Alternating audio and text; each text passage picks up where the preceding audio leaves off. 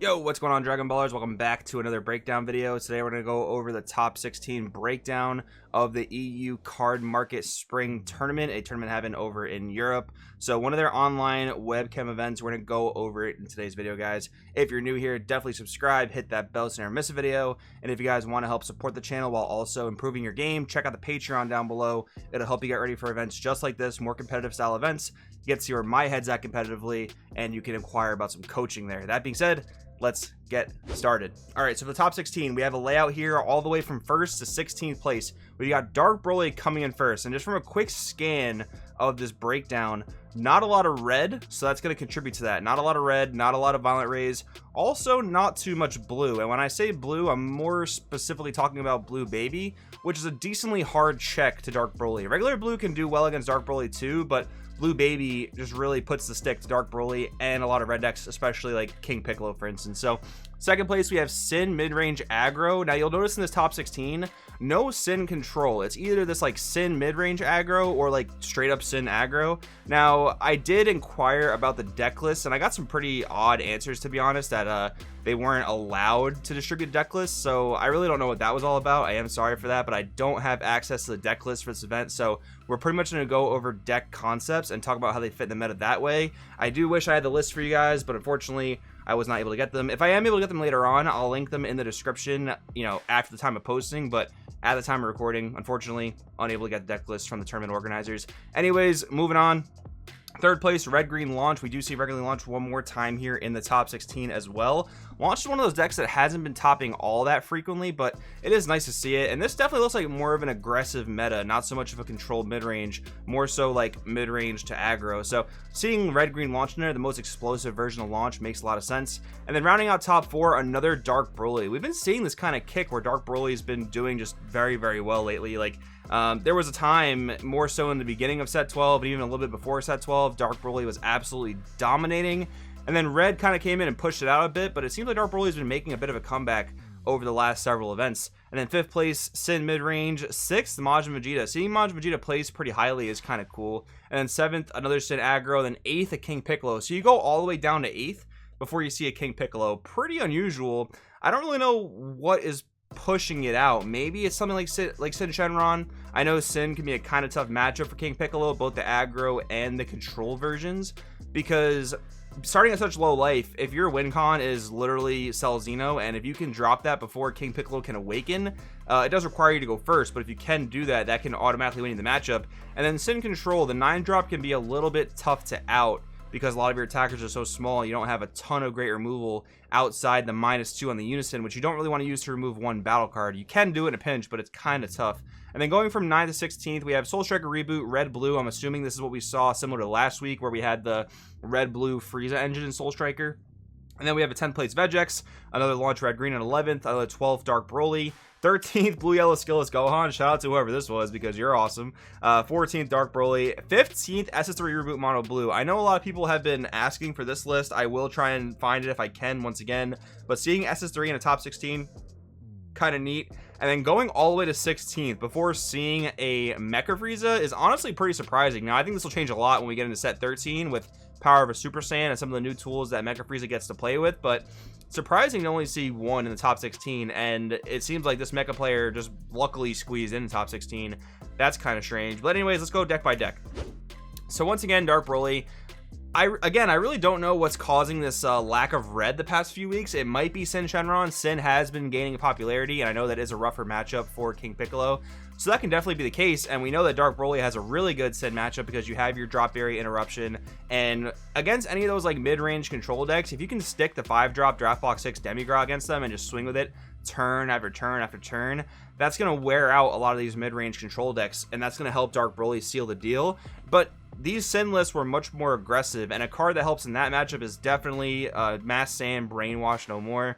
That's going to be your ace card for just, you know, letting your opponent go all in on the Cell Xeno, and then you pretty much just say, yep, cool, tap 1, I'm only taking 1 damage from this battle. That's going to be one of your best battle tricks against it. So Dark Broly can do very well against Sin, and if the field just looks like more and more Sin, then that's going to make Dark Broly have a really, really good time. The thing with Sin, I think, right now is I think people are really enjoying the fact that you can play a deck in so many different ways. I don't really think we've seen that in too many formats in Dragon Ball Super, where you can just take the same leader and the same shell, but you can play at mid-range, you can play at aggro, you can play at control. So that might be what's contributing to Sin Shenron's, you know, massive boost in popularity, but that's going to be a really good thing for Dark Broly going forward. Once again, talking about Sin, I think people are really liking it because of the diversity. The deck's really good. It's honestly a little bit frustrating to me how, like, the deck is basically built around cheese. What I mean by cheese is, like, you're going for this turn 2, turn 3 Cell Xeno combo.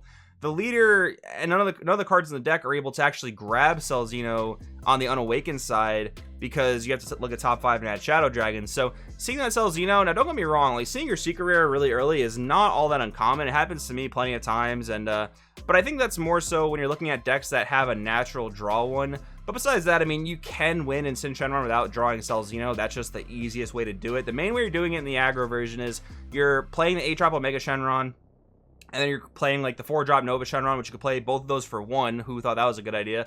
And then you can crack both of those into Cell Xeno. But the other thing you can do is you can play the 7-drop, or sorry, it's another 8-drop Omega Shenron, but it's got Triple Strike. It's from the TP, the tournament pack from set 12. That's almost like your baby version of Cell Xeno. And then you want to awaken at 2 life, so you could play Pan Great Ape Whisperer, so that even if you drop Cell Xeno before turn 5 and it doesn't have dual attack, or you drop that 8-drop Sin Shenron, you're able to swing with them twice to ensure the game. So that's generally how the strategy works. Yeah, all the dragon stuff, super consistent. The Cell Xeno, not so consistent. Again, it's not impossible to draw your Cell Xeno super early. I do think it's cool that Sin can be played in so many different avenues, both, you know, control, mid-range, and aggro. I do kind of think that's pretty neat.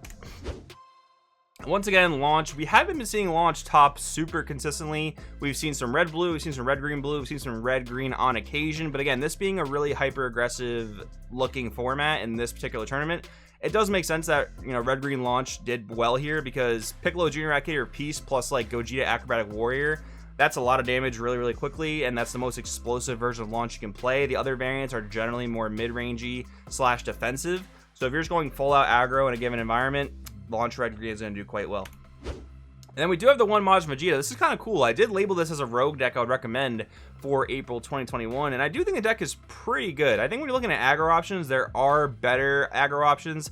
Now, don't get me wrong, Majin Vegeta still has potential to kill turn 2, which is pretty good, but I think one of the coolest things about Majin Vegeta is that you have Majin Quickening, which gets your main play off for 0 energy, and that gives you energy to use other cards, like, for example, maybe Big Amor, maybe Makikabora Broken Seal. You just have like 4 energy on your awakened turn, and none of that has to go towards your main play, which honestly is really cool. It's a nice thing that Majin Vegeta has going for it, where you can play these other maybe floodgate types of cards or answer types of cards and still get your main strategy going on that turn 2 or turn 3. It's a pretty cool thing, in my opinion, that the deck has going for it. And then of course we have King Piccolo. I'm still pretty convinced this is the best deck in the format, but again, I think if Sin Shenron is really pushing it out, then it could very easily, you know, just be another triangle where maybe it's something like, you know, red / King Piccolo, and then that beats Dark Broly beats Sin, and then Sin beats King Piccolo, but then where do you fit Blue in there? Because Blue Baby is definitely a super solid contender. I think Blue has answers to beat everything, but, you know, it depends what the decks are teching. Like, if Dark Broly's playing forward True Fighting Spirit, you're gonna have a much better time against something like Blue Baby, right? So maybe Blue Baby is one of those like outliers, but I think that might be how the general triangle is going right now. But this is shifting week to week, so I wouldn't really say this is a triangle meta. This is a super rapidly evolving meta. King Piccolo, not seeing too much of in top cut, very surprising, but I'm sure we'll see it make a comeback in the next couple weeks. And then we do have the red-blue Soul Striker. It's just cool to see Soul Striker coming back, right? We've seen Soul Striker Janemba. We did see another red-blue Soul Striker list, I think, last weekend. So it is really cool just to see that, you know, Blue is making somewhat of a comeback outside of only Blue Baby. It is a really nice and refreshing thing to see. We do have the one Vegex, and I'm not sure if this is a Vegex Catapesla. I'm not sure if this is a pure Vegex. I think both of those builds are good, but in a more aggressive environment, you're probably going to want to go for the pure Vegex that has a potential to kill on turn 2, as where Vegex Catapesla really wants to, you know, kind of stall and play defense till turn 4 and then pop off there. I think the pop off turn in Catapesla Vegex is very strong, but I think against a lot of these decks, it can be very hard to survive to that point. So I'm betting this is going to be a regular run-of-the-mill Vegex that aims to win on turn 2, turn 3. Again, the one blue yellow Gohan, this is very, very cool. I have put this deck down. I mean, I haven't been playing a ton of Dragon Ball besides set 13 testing, to be honest. But I think this is cool that people are still messing with this deck. I think there's still potential for it even in set 13. Power for Super Saiyan is an insane card. Bojack is still a really solid card. I think this deck has a lot of potential moving forward. Even just this engine, though. Like, I'm even thinking about the Violent Rush Bojack engine in future Gohan. So I think that, you know, this blue-yellow engine, you just find the best yellow leader for it in a given format, and the best supporting cards to go around it. It's not very archetype themed, right? You're just doing what the deck wants to do and being as efficient as possible, playing the best cards you possibly can. That's really what you want to go for when you're playing a blue-yellow strategy like this. So I'm super happy to see this. Very, very happy indeed. We do have the one SS3. I'm assuming this is mono yellow. People have tried blue yellow in the past, and, you know, making sure you charge enough manual blues to get your leader on tap skill. But this is probably mono blue. I don't really know the contents of the deck. It is kind of unfortunate, but I will say this. I think it's set 11. The set 11 SS4 Vegeta that says pay 6 to play it. Look at top 4. If they're all blue cards, add them all to your hand. I wouldn't be surprised if that was one of the key cards in this deck, because that card in this leader, because you can play it so early and get 3 energy back upon playing it, is honestly really insane. So if you're looking to play with SS3 Reboot, if you're a little bit inspired by seeing this top, I would strongly recommend playing that SS4 Vegeta from set 11. And then finally, guys, we have the one Mecha Frieza. Again, I think this is par for the course somewhat. I am a bit surprised to see that only one top, and it was just barely a top 16. But I think it's a really strong deck. I think it's a really, really good deck, and I think it gets really, really stupid strong in set 13. Maybe to the point they'll have to take a look at it, but I mean, we'll have to wait and see for those kind of tournament results. But anyways, yeah, Mecha Frieza, definitely used to seeing it. But anyways, guys, I hope you enjoyed the video. This little bit of a meta discussion. I do want in the comments below what you think about the format. Thanks for watching, and I will see you guys next time.